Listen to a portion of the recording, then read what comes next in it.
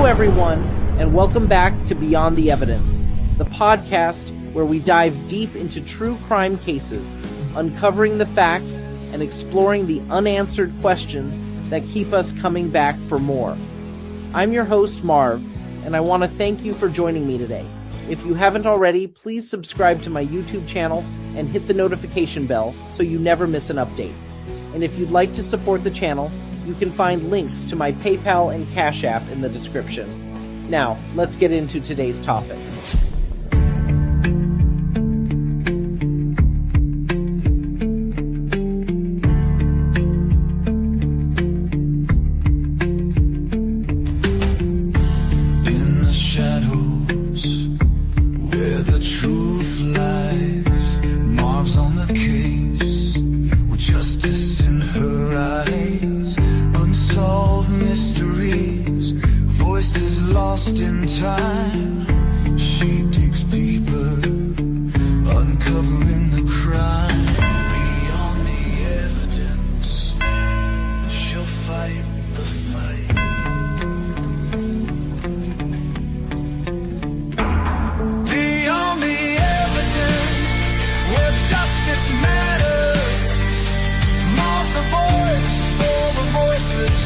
Breaking all the patterns, facts and theories, clues and controversy. Join the journey, uncovering the mystery. This is Beyond the Evidence, where justice prevails, with Marv leading the way. Truth never fails. Now get ready for this live stream. Super chat, highlight your message. Don't fall victim to the irrelevance. Hit that like, share, subscribe to Marv's Beyond the Evidence.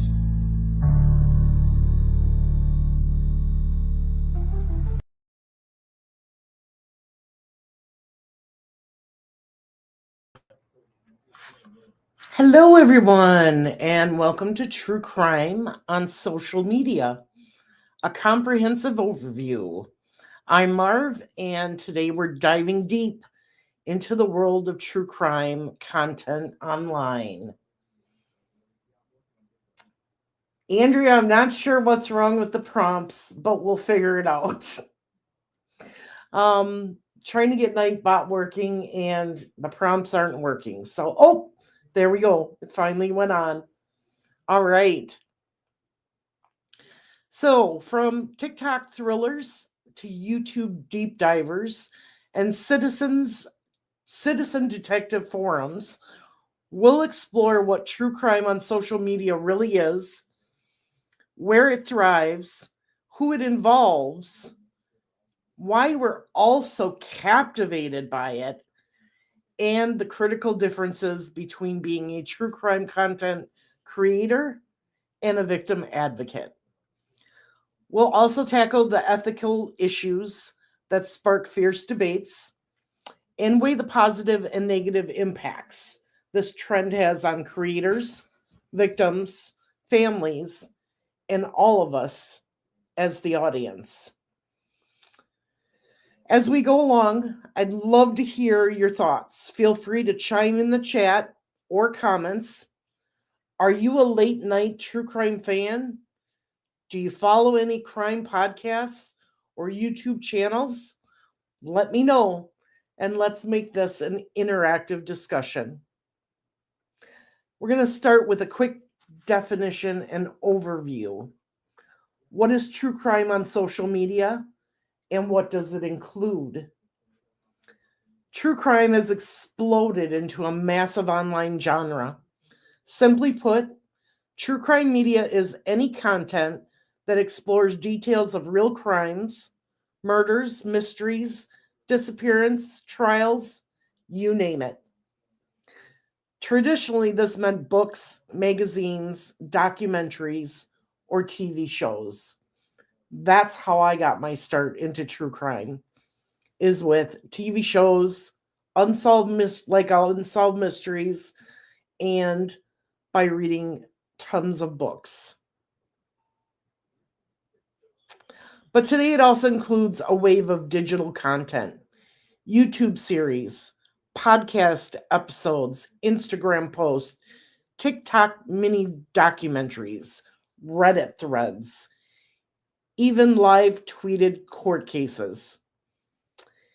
If it's a real criminal case being discussed or dissected, it falls under true crime.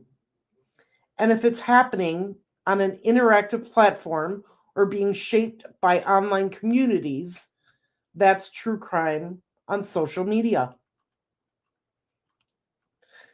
To paint the picture, imagine the Gabby Petito case, trending with its own hashtag on TikTok, getting millions of views, while at the same time, podcasts like Serial are re examining old convictions.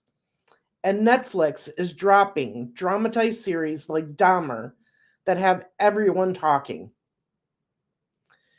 True crime on social media spans produced shows and grassroots content alike, from polished documentary style videos to casual posts by everyday users about theories on a cold case. Why is social media such a game changer for true crime? Well, technology and platforms have evolved to let anyone access and create this content instantly. There's a constant supply of new true crime material, more books, more podcasts, more YouTube channels, and TikToks popping up every day, reflecting our growth interests. In fact, true crime is now the largest subgenre of documentaries and one of the fastest growing genres overall, fueled largely by online engagement. How are you guys seeing your true crime content? Are you engaging in the chats? Are you watching lawyers like Lawyer You Know or Emily Baker? Because those are my top two go-getters, especially when it comes to trials. So let me know, who are you watching? So when we say true crime on social media, we're talking about things like a TikTok series summarizing a mysterious murder case in 60-second clips, a YouTuber giving a 2-hour deep dive into serial killers' psychology, Instagram infographics about famous trials, Facebook groups dedicated to finding missing persons, and live discussions on Reddit analyzing the latest court evidence in real time. It's a broad umbrella covering content and conversation about real crimes across virtually every online platform.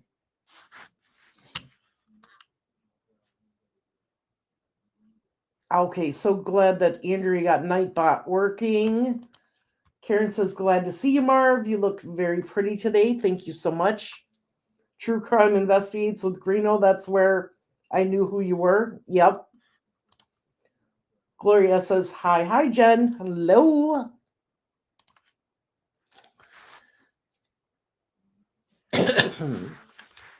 So now that we know what true crime content entails, let's see where on the internet this content lives and thrives the most.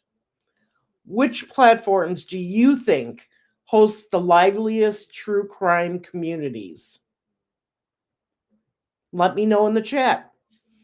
Maybe you're already glued to some of them. Let's find out. An illustration of various social media and multimedia icons, a smartphone, a magnifying glass, a YouTube play button, etc., symbolizing the many platforms where true crime stories are shared and discussed. Let's face it, true crime content is everywhere online. If you have a favorite platform, chances are there's true crime happening on it. Let's run through the big ones, starting with YouTube. YouTube's a powerhouse for true crime. Here you'll find full-length documentaries, video podcasts, and independent creators recounting cases, often with photos, maps, and analysis. Many YouTubers have built huge followings by posting weekly true crime story time, videos, or deep investigation series. Some channels are run by amateur sleuths, others by professionals like lawyers or psychologists offering insight on famous cases. YouTube's long form format allows detailed storytelling. Whether it's a 30-minute recap of an unsolved disappearance or a multi-part analysis of a criminal trial. And the audience, they're massive. For example, news clips related to the recent Idaho student murders quickly garnered over 1 million views each on YouTube, indicating just how many people flock there for crime updates. If you've ever fallen down a late night YouTube rabbit hole about a cold case, you know the draw. We've been there, we've done it. Then you have podcasts. While these are not a visual social media platform, podcasts are a huge part of the online true crime ecosystem and often spark conversation on social media. True crime podcasts like Serial, My Favorite Murder on Crime Junkie, are immensely popular to the point that 84% of Americans say they consume true crime in some form, and 42% have listened to a true crime podcast. I can tell you personally that while I am driving, my first go-to podcast is True Crime Junkie. So I've been there, I've done it, I do it all the time while I'm driving. Podcasts are often discussed in Twitter threads, Facebook groups, and subreddit forums, effectively integrating them into the social media discourse. They enable deep narrative dives that listeners discuss online, and many podcasters engage with fans on social channels. Some podcasts have even influenced real cases, like Serial, leading to a conviction being overturned, underscoring how these audio stories resonate and prompt action on social media. TikTok, one of my favorites. The new kid on the block that's taking true crime by storm. On TikTok, short, snappy videos bring true crime to millions of scrolling users. You'll see creators condensing crime stories into 1 to 3 minute multi-part series, often with dramatic reenactments or on-screen text. TikTok's algorithm can make a particular case go mega viral. Think of that for a minute. TikTok's algorithm can make any one case go mega viral. For instance, hashtags related to the University of Idaho murders like hashtag Idaho killer and hashtag Idaho case update amassed over 396 million views within weeks. During the Gabby Petito case in 2021, TikTok was inundated with users posting theories, clues, and updates in tandem with the official investigation. The platform's duet and stitch features also let users collaborate or rebut each other's theories. TikTok's huge reach and fast pace means true crime news spread like wildfire, for better or worse. Here's a quick poll. Have you found yourself on Crime Talk? If so, what's the most interesting case you learned about there? Put it in the comments. We're talking about TikTok here. So if you've deep dived the what they call TikTok's crime talk, you'll know what I'm talking about. And you'll know that there's all kinds of cases that you can find there.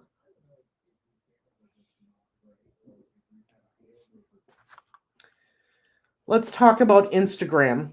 Instagram serves a more visual role in true crime. You'll find accounts that post infographics on unsolved cases, timelines of crimes in carousel posts, short reels summarizing a case, or photos related to famous investigations. Some families of victims use Instagram to raise awareness. For example, posting missing persons flyers. We see this on all social platforms. Media outlets like Oxygen, a true crime network, share case updates on Instagram, and hashtags allow users to follow ongoing stories. While Instagram isn't as discussion heavy as Reddit or as video centric as YouTube, TikTok, it's a platform for spreading awareness through images. Think crime scene photos tastefully edited, suspect sketches, or memorial posts for victims. It packages true crime into shareable content that people might post on their story. And it'll say things like, "Can you believe this case? Do you believe what they did to this person or this child?" Plus, many podcasters and YouTubers maintain Instagram pages to interact with fans and post behind the scene content. What's another big social media platform? We use it. It's Facebook. Facebook may not be as trendy with the youth, but it has a vast ecosystem of true crime groups and pages. These range from official pages run by news outlets or law enforcement to private or public groups where members discuss specific interests. Unsolved mystery groups, True Crime Addicts Anonymous. There are also support groups run by victims' families or advocates. For instance, groups dedicated to finding justice for a particular victim, where they coordinate community searches or spread word about new leads. Facebook's large user base across many age groups means some of the earliest social media sleuthing happened here. Notably, after crimes like the Boston Marathon bombing, Facebook and Reddit users formed groups to share information, though they were not always accurate. If you prefer a more forum like long form discussion, Facebook might be where you engage in true crime talk. Just watch out for the occasionally conspiracy theory or rumor that can flourish there. How many of you in the chat are part of 5 or more true crime Facebook groups? I know I am, and I can say that I'm probably a member of more than 20.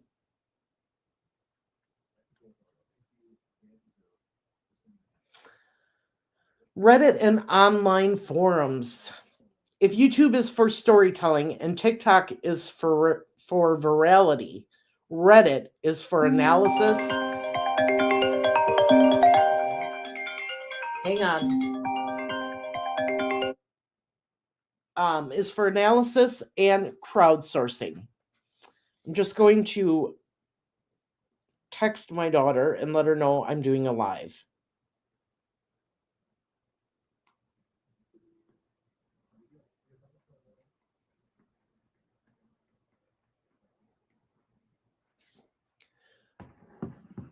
Okay. So I'm going to go back and start Reddit and online forums. If YouTube is for storytelling and TikTok is for virality, Reddit is for analysis and crowdsourcing. Subreddits such as R True Crime, R Unsolved Mysteries, and case-specific subreddits like ones dedicated to a single unsolved crime, host in-depth discussion.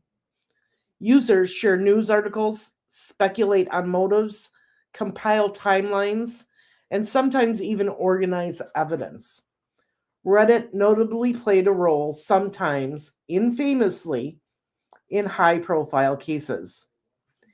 A sobering example during the 2013 Boston Marathon bombing, Reddit users on a now infamous subreddit tried to identify the suspects, but they misidentified innocent people, leading to serious consequences. On the flip side, Reddit communities have kept attention on cold cases and possibly helped surface new leads. A great example is the case of the Delphi murders, 2017. An 85,000 member Reddit community, alongside a true crime podcast, kept the public invested for 5 years until a suspect was arrested. These forums operate like hive mind detective agencies, sometimes incredibly resourceful, other times prone to rumor. Outside of Reddit, there are standalone forums like Web Sleuths, one of the oldest online sleuth communities, where very dedicated members dissect case details day in and day out. You also have Twitter, X, otherwise formerly Twitter, now X, and other platforms. Twitter, who was rebranded as X, is often where breaking news and true crime hits first. Journalists live tweet from courtrooms. Armchair detectives tweet threads with theories. Hashtags trend when a case grabs widespread attention. For example, during the Kyle Rittenhouse trial, related hashtags on Twitter and TikTok blew up to the point that not a single juror in his trial was unaware of the case due to pervasive online coverage. That in itself is amazing and scary at the same time. Twitter's real-time nature makes it running commentary on active cases. Other platforms like Discord host private chat servers for true crime fans, and even TikTokers live feature or YouTube live streams allow real-time group discussion during events, like as new evidence in a case is released.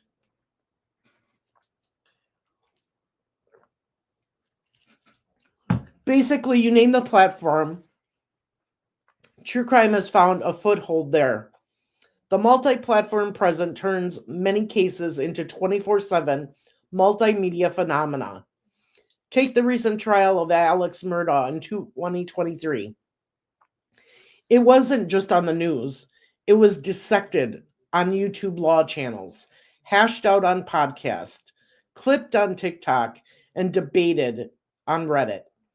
We're in an era where a single crime story might simultaneously occupy our TVs, phones, and social feeds. Question for you, the audience. Which platforms do you find yourself on most for true crime content? Are you a podcast and Reddit kind of person? Or do you prefer TikTok snippets and Instagram updates? Drop a comment about where you go for your true crime fix. Up next, let's talk about who's creating and participating in the social media true crime world. Because it's not just one type of person, it's a whole cast of characters, from everyday fans to investigators to families. Who are the people behind these videos, posts, and discussions? And who are the people in front of them? Let's break down the key players in the social media true crime universe. Content creators. These are your YouTubers, TikTokers, Instagrammers, podcasters, anyone actively producing true crime content. They might be hobbyists or storytellers who have a passion for crime stories, or sometimes even professionals like journalists or lawyers leveraging social media. Some creators are well known for a specific style. For instance, a YouTuber who delivers murder mystery narrations while doing makeup, or a TikTok creator who reenacts crime scenes in short skits. Many creators research and compile information from news reports, court documents, etc., then present it in an engaging way for their audience. Notably, creators don't need traditional media backing. Anyone with a phone camera and something to say can become a true crime commentator online. This is the biggest shift from the days when only TV producers or authors got to tell you these stories. These creators often develop loyal followings. Fans might see them as a favorite storyteller or even an advocate for truth and justice, depending on the creator's approach. Citizen sleuths, otherwise known as amateur detectives. This group overlaps with content creators at times, but not all citizen sleuths have their own channels. Many are everyday people participating in online communities to investigate or analyze crimes. They comb through evidence, timelines, social media clues, and often collaborate in forums or comment sections. Think of those Reddit users who piece together clues in the Gabby Petito case on social media. They're citizen sleuths. Or countless TikTok users who collectively speculated about suspects in the Idaho murders, sharing theories with the hashtag Idaho case update. These folks typically have no formal investigative training, though some might, but they bring incredible enthusiasm and sometimes specific skills like digital skills or local knowledge of an area. Citizen sleuths can be helpful. They may surface new info or keep attention on cold cases, but they can also spread misinformation or jump to conclusions. We've seen both sides. On one hand, social media sleuths provide tips that were useful in investigations. Police in Petito's case received an avalanche of tips, some from social media, that gave them leads. On the other hand, sleuths have also wrongly accused innocent people, as happened during the Boston bombing manhunt online, or when a TikToker falsely accused a college professor of murder, leading to a defamation lawsuit. Then you have audiences and true crime fans. Yes, you and me, the viewers and the listeners. The audience isn't passive in the social media era. Fans often engage through likes, comments, shares, and sometimes even by doing their own mini research to contribute to the discussion. In some cases, passionate fans have turned into active contributors, providing case tips, making fans subreddits for deeper discussion, or even starting their own spin off content. For example, a listener of a podcast might start a blog to fact check or add content. The audience drives the demand. Their fascination is why content creators keep making content. And interestingly, today's audience isn't just consuming, they're collaborating. True crime has become a participatory culture. As a group, these fans can number in the millions. An Edison research report in 2024 found 84% of Americans 13 and plus consume true crime media in some form. That's a huge swath of the public that's engaged, at least occasionally, in these stories. Viewers also see themselves as part of a community. This sense of community can lead to collective action, from raising money for charities to petitioning for cause reexaminations. Then you have some of the most important people in the true crime community on here. This is the victims, families, and friends. They are involuntarily participants. These people personally affected by the crimes being discussed. Their role in social media, true crime varies. Some families actively engage with social media to seek justice or correct narratives. For example, a victim's family might start a Facebook page to share updates on an unsolved case, appealing to the public for tips. Many families are grateful when a case involving their loved one garners attention, especially if it's gone cold. The attention can bring pressure on law enforcement or surface new leads. On the flip side, families can feel invaded or hurt by the sudden online spotlight. Imagine stumbling upon a YouTube video graphically detailing your loved one's death without your consent. We've seen families speak out. Relatives of murder victims in the Netflix Dahmer series said the show re traumatized them, as it was like reliving the tragedy without any consultation. Another example, Min Lee's brother, whose sister, whose sister's 1999 murder was the focus of Serial, expressed feelings betrayed that her story became entertainment for millions. For him, it's not a podcast. This is real life. Some families directly address online communities, like the father of a Columbine victim who went on YouTube to call out internet trolls that were harassing him and glorifying the shooter.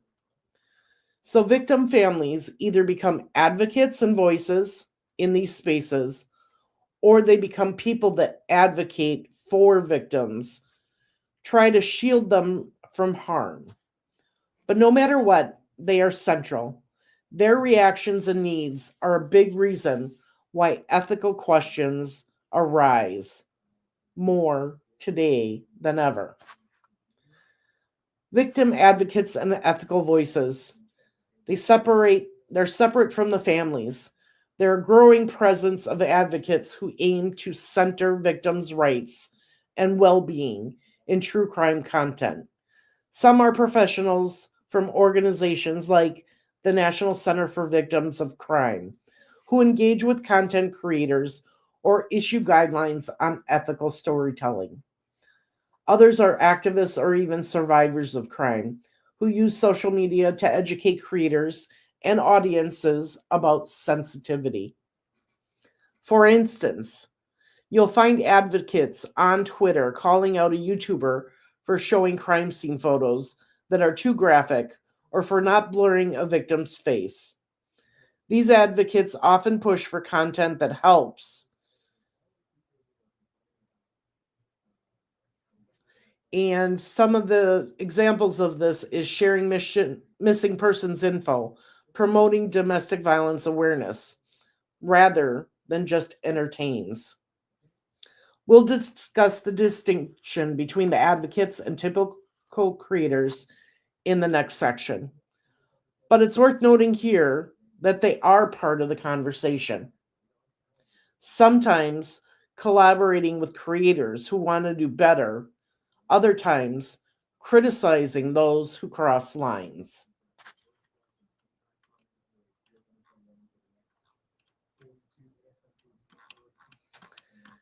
Then we have law enforcement and professionals. Even police and investigators have entered a social media scene in some ways. Some police departments have their own social media accounts where they'll share footage or ask the public for tips on cases. Detectives have lurked and sometimes openly engaged in Reddit threads or Facebook groups to gather intel or to advise amateurs to back off for safety or legal reasons. There are also retired professionals, former FBI agents, criminal profilers, forensic psychologists who have started their own podcasts or YouTube channels, or who get invited into discussions to lend expert perspectives. They participate by analyzing cases or debunking wild theories from a professional standpoint.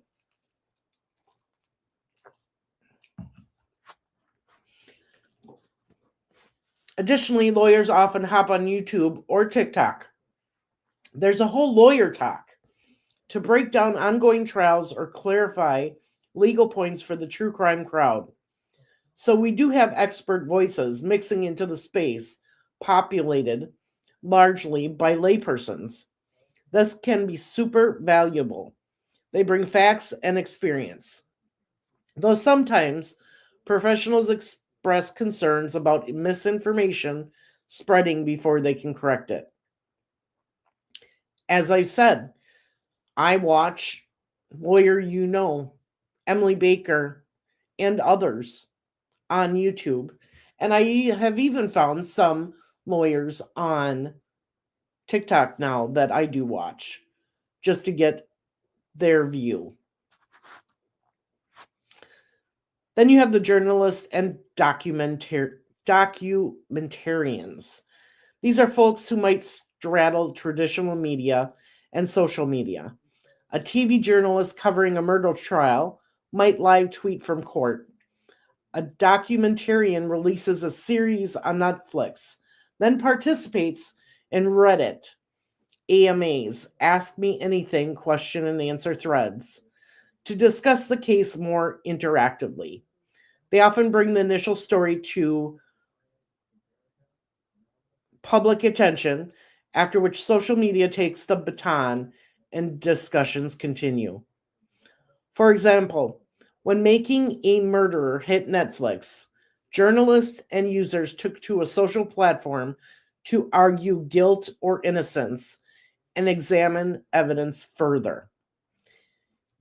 Even filing Freedom of Information Act's requests for more documentation to discuss. So traditional media figures definitely are part of the who, especially as they adapt to how their work is being dissected online. In summary, the true crime social media ecosystem is made up of creators spinning the tales, vast audiences devouring and reacting to them, everyday citizens chipping in as amateur sleuths, families and advocates reminding us of the human side, and professionals adding expertise or cautioning against excesses. It's a complex cast, and each has different motivations and stakes in these stories, which often creates tensions and debate. I'm curious, do any of you identify with one of these roles?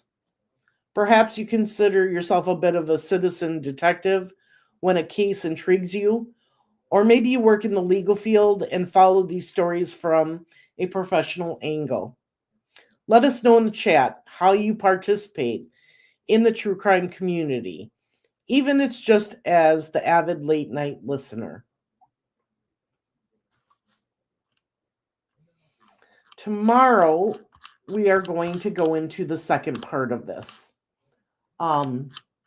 This is a lot of information, and I just wanted to give you the top part of it, which is what is true crime and what social media platforms are used for. Tomorrow we are going to talk about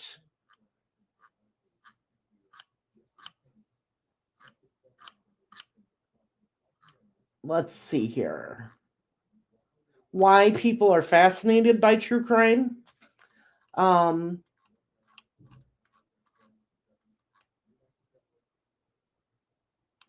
have some more questions for you. The true crime creator versus a victim advocate, and what's the difference?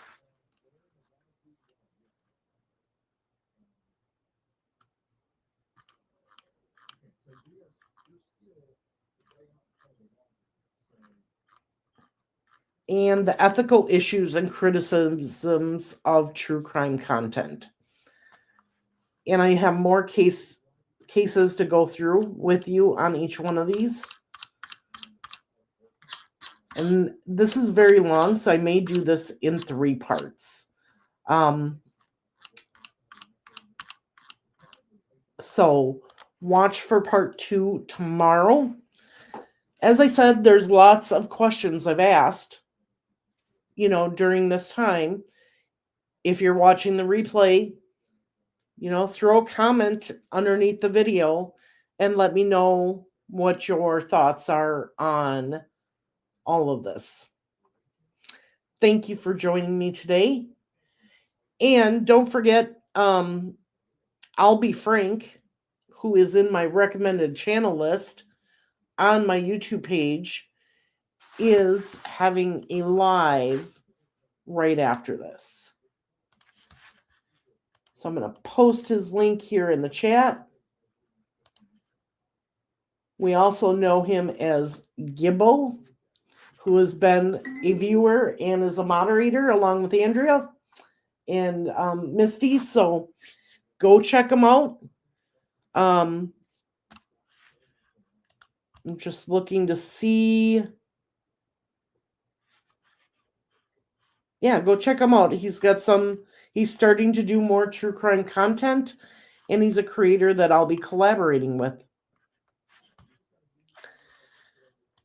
So to any of you in the Midwest and around us, there is severe weather. I actually have Ryan Hall on my TV. That's why I kind of keep glancing up. And we are watching the severe weather and for tornadoes. So to all of you in these areas, please, please be safe and stay weather aware. I will be back tomorrow to finish with part 2. Thank you and have a good day.